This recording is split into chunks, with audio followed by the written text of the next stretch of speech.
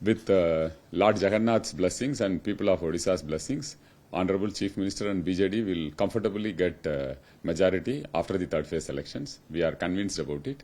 Fourth phase will be only for a margin. Third phase, BJD will form government. I would humbly say that after the results, we can check that whether it has crossed or not. Actually, BJP, state BJP unit, all their leaders are constituency leaders. They are not able to come out of their constituency. Because of the strategy of BJD and Naveen Babu, they are all fixed in their own constituencies. They are not able to come out. So somebody has to come out and campaign for them. So that is why national leaders are coming. 14 also they came, 19 also they came, and now also they are coming.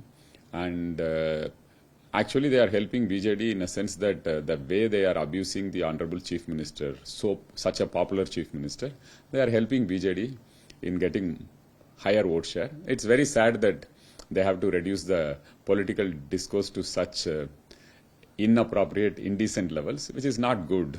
We are a mature democracy. India is a great country. One should know where to draw the line.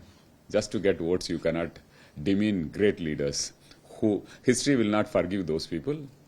Also, people of Odisha will not forgive. On June 4th, we will see the results.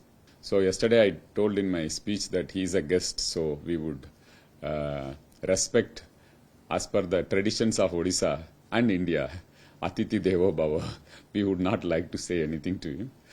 He can go to Lord Jagannath, pray that Assam also someday in maybe 5 years, 10 years or faster, it should reach the level of Odisha, economic, socio-economic, women empowerment in all these factors. That is number one suggestion I have. And number two suggestion is that he should find out how the Chief Minister is so popular even after 24 years of incumbency. I think when he was in 98, he must be in college or or doing his law. That time Naveen Babu was working with his Guru Ka Guru as cabinet minister.